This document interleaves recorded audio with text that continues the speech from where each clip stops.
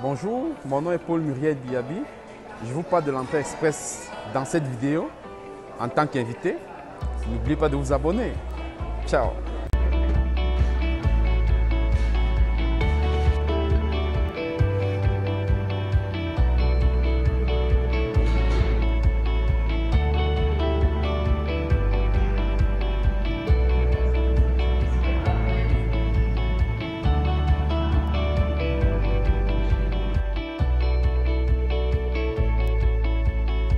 Salut, mon nom c'est Paul Muriel Biabi et je suis un produit de l'entrée express et je souhaiterais parler de mon expérience aujourd'hui. Le Canada est un pays où j'ai toujours rêvé de vivre. Quand j'ai décidé de vraiment prendre la décision de venir au Canada, je me suis posé la question comment m'y prendre. En faisant des recherches sur Internet, sur Google, j'ai donc vu qu'il y avait une possibilité qui s'appelait l'entrée express. Et dans un premier temps, je me suis posé la question par où commencer. J'ai vu que l'une des premières choses qui était requise, c'était de savoir si effectivement ma profession que j'exerçais au Cameroun à cette époque-là était vraiment recherchée ici au Canada. C'est vraiment l'un des premiers facteurs déterminants.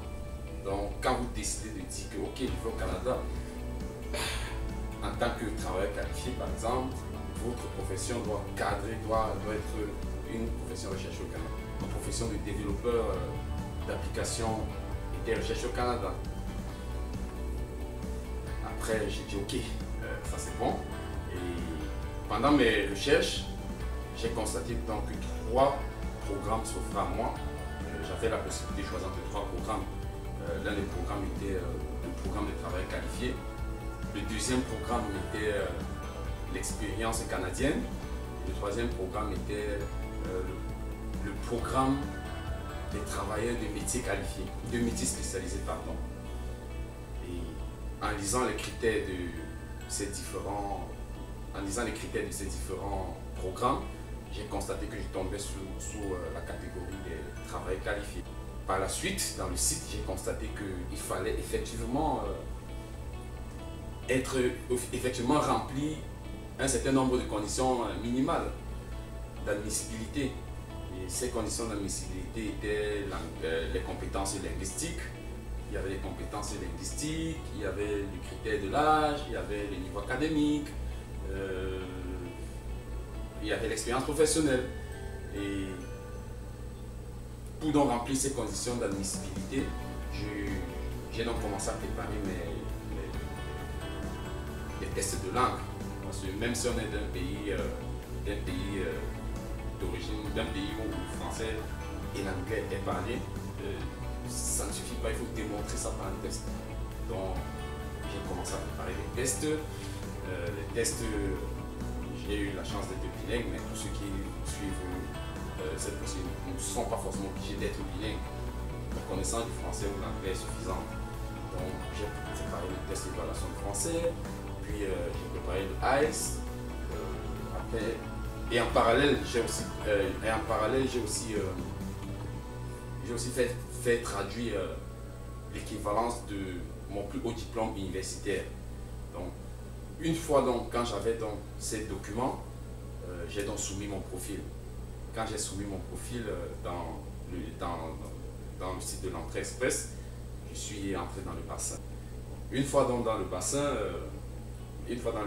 le système m'a attribué un certain nombre de points qui m'a classé parmi tant d'autres candidats qui étaient dans le bassin.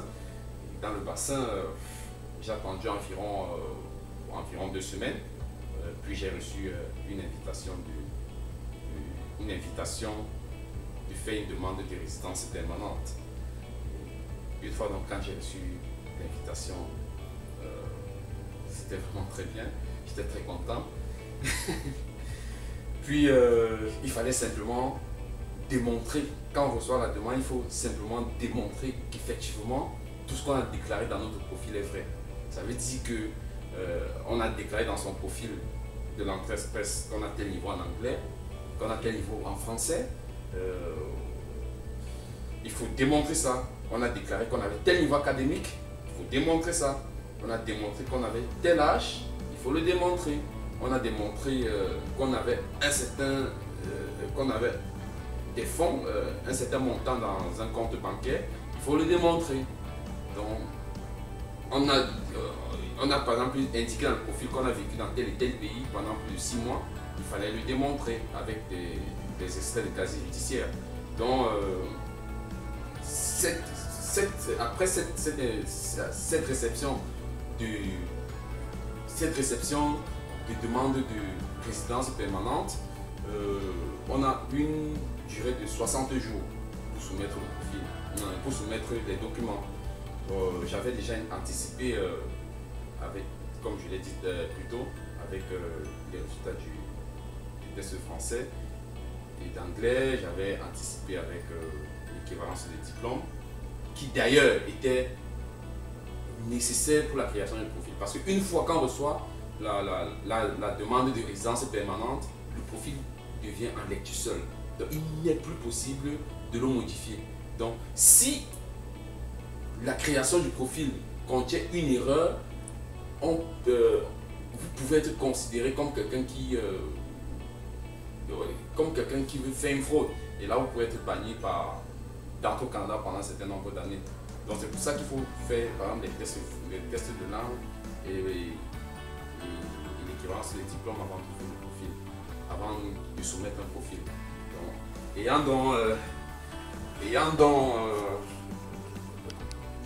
eu ces documents et avoir demandé les extraits de casier judiciaire dans mon pays natal, le Cameroun, en Zambie, en Ouganda où j'ai aussi travaillé, et en RDC, j'ai donc soumis mon profil. D'ailleurs, je l'ai soumis 15 jours après avoir reçu la demande l'invitation de faire une demande de résidence permanente. Donc, en 15 jours, c'est parce que j'étais prêt, j'avais anticipé. Bon, une fois donc avoir soumis mon profil, j'ai eu à attendre environ 6 mois. 6 mois, donc ma procédure a duré environ 7 mois. Voilà donc mon expérience de l'entrée express, qui est vraiment un système transparent. Et comme j'ai pu être vraiment content et heureux de cette procédure, d'avoir eu les retombées, je vous souhaite la même chose. Ciao.